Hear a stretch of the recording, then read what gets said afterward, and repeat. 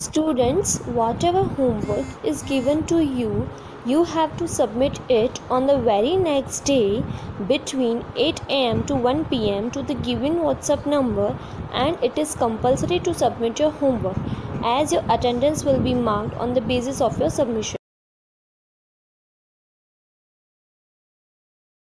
Today we will start chapter number 16, Air. In this chapter, we will learn about composition of air, importance of oxygen in air, importance of carbon dioxide in air, global warming, depletion of ozone layer, acid rain, uses of air.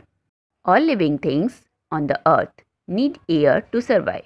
Let us study more about air. Air is all around us. Air forms a thick blanket called the atmosphere around the earth. Air is present all around us. We cannot see, but we can feel air when it moves. If you blow some air on your hand, you will feel it. Does air have mass and volume? Let us find out this by doing an activity. हम सब जानते हैं कि सभी living things को air की ज़रूरत होती है। एयर के बिना हम सर्वाइव नहीं कर सकते हैं।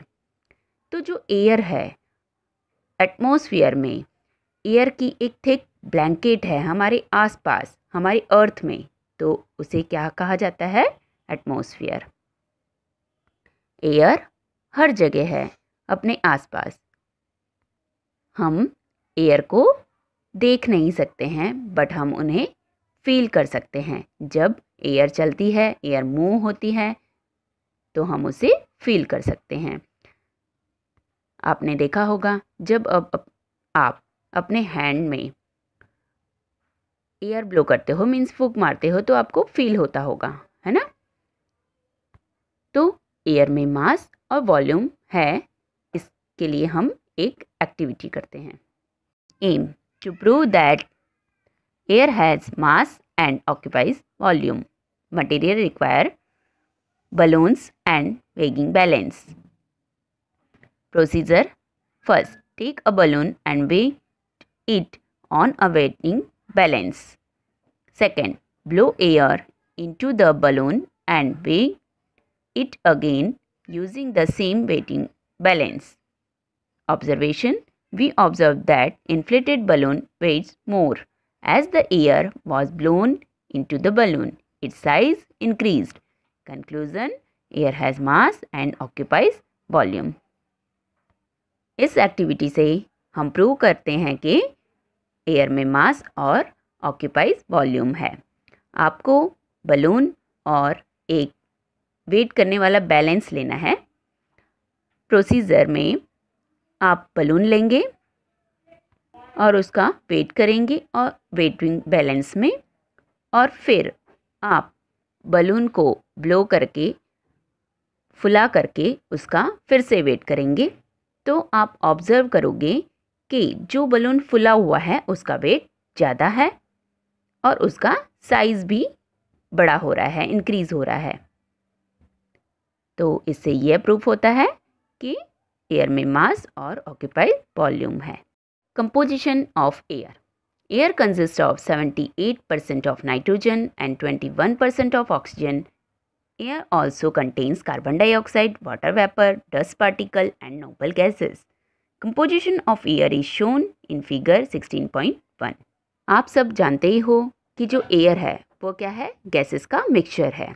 Air is a mixture of gases. उसमें बहुत सारी गैसेस हैं।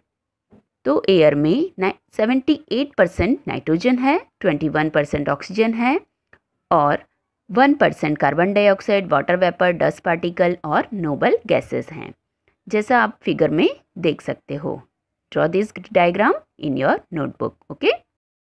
Nitrogen, it is a colourless and odourless gas. We can not use nitrogen directly, although it is required indirectly by all living organisms. Nitrogen जो gases हैं वह colourless हैं और odourless है, मीन्स स्मेल भी नहीं है उसमें, और कोई कलर भी नहीं है, और उसे नाइट्रोजन गैस को हम डायरेक्टली यूज़ नहीं कर सकते हैं, इनडायरेक्टली यूज़ करते हैं। तो नाइट्रोजन एक प्रोसेस के कारण सॉइल से फिर प्लांट्स में और फिर लिविंग ऑर्गेनिजम्स में जाता है इनडायरेक्टली। डायरेक्टली हम एयर से उसे नहीं ले सकते। Oxygen, our body uses oxygen for respiration. During respiration oxygen combines with food to release energy.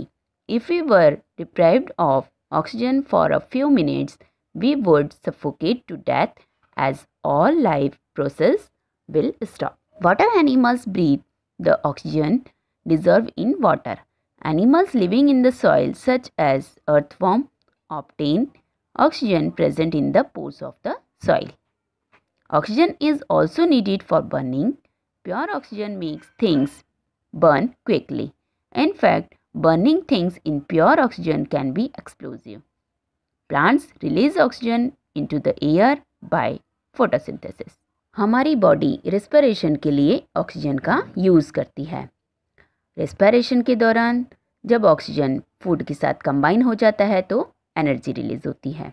अगर हमें थोड़े मिनट के लिए ऑक्सीजन नहीं मिल पाएगी तो क्या होगा?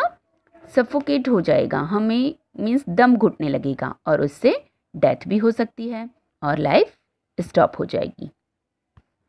वाटर एनिमल्स जो ब्रीथ लेते हैं, जो वाटर में ऑक्सीजन जो डिज़ोल्व होता है वो ब्रीथ लेते हैं तब, और जो एनिमल्स सॉइल में रहते हैं, जो अर्थवॉर्म हैं, वह ऑक्सीजन सॉइल के पोर्स में से लेते हैं। तो ऑक्सीजन बहुत ही इम्पॉर्टेंट है और ऑक्सीजन बर्निंग के लिए भी इम्पॉर्टेंट है। अगर प्योर ऑक्सीजन होगा तो जो थिंग्स होती है, चीज़ें होती हैं, वह एकदम क्विकली बर्न हो जाएगी, जल्दी से जल जाएगी। वास्तव में जो प्योर ऑक्सीजन में जलने वाली चीज़ें विस्फोटक हो सकती हैं, मीन्स एक्सप्लोजिव मीन्स विस्फोटक हो सकती हैं, और जो प्लांट्स हैं वह फोटोसिंथेसिस की प्रोसेस से ऑक्सीजन को रिलीज़ करते हैं एयर में, जिसके कारण हम ब्रीथ लेते हैं। Carbon dioxide, air contains 0.03% carbon dioxide. Plants and animals take in oxygen and give out carbon dioxide during respiration. Burning also produces carbon dioxide. Air में कार्बन डाइऑक्साइड 0.03% है। प्लांट्स और एनिमल्स ऑक्सीजन को लेते हैं और carbon dioxide को बाहर निकालते हैं रेस्पिरेशन के दौरान। और जब हम कुछ भी चीज़ बर्न करते हैं तो उसमें से भी कार्बन डाइऑक्साइड प्रोड्यूस होती है। Water vapour, water vapor is present in the air due to evaporation of water by sun's heat. Water vapor is also added to the air by plants through transpiration. The amount of water in the form of water vapor varies from place to place and time to time. On hot, sticky days, you can easily feel that there is a lot of water moisture in the air. Coastal areas are more humid than other places. The amount of water vapor present in the air at the given place is called humidity. तो सन की जो heat है उसके कारण water का evaporation होता है। Evaporation जब होता है तो एयर में वाटर वेपर प्रेजेंट होता है, और प्लांट्स के द्वारा जो ट्रांसपिरेशन के थ्रू एयर में वाटर वेपर ऐड होता है। तो वाटर की जो अमाउंट है उसके कारण प्लेस टू प्लेस और टाइम टू टाइम में वाटर वेपर होता है, जिससे गर्मी, स्टिकी मीन्स चिपचिपाहट होता है, एयर में मॉइस्चर हो जाता है। ज़्यादातर कोस्टल एरियाज़ में ह्यूमिड ज़्यादा होती है अदर प्लेसेस से। ह्यूमिडिटी मीन्स नमी। तो वाटर वेपर का जो अमाउंट है, एयर में जो वाटर वेपर का अमाउंट है, तो उससे ह्यूमिडिटी कहा जाता है। Dust and smoke, when the sun rays enter a dark room, you observe the dust particle in the rays. These dust particles vary in size, are present everywhere in the air. Air also contains smoke, burning of fuels and Factories release smoke. The presence of dust and smoke in the air make it unfit for breathing, causing respiratory disease and allergies in humans. आपने observe किया होगा कि जब dark room होता है जहाँ सन की raise enter होती है तो उसके साथ साथ डस्ट पार्टिकल्स भी होते हैं। डस्ट पार्टिकल बहुत ही छोटे साइज के होते हैं जो एयर में हैं, एयर में हर जगह हैं, और एयर में स्मॉग भी होता है क्योंकि बर्निंग ऑफ फ्यूल और फैक्ट्रीज़ में से स्मॉग रिलीज़ होता है, धुआं रिलीज़ होता है, तो वो भी एयर में प्रेजेंट है। और जब एयर में डस्ट पार्टिकल्स या स्मोक एयर में होंगे तो हमें ब्रीथिंग प्रॉब्लम हो सकती है, रिस्पिरेटरी डिसीज़ हो सकती है जो हमारे लिए अनफिट है, और ह्यूमंस को एलर्जीज़ भी हो सकती है।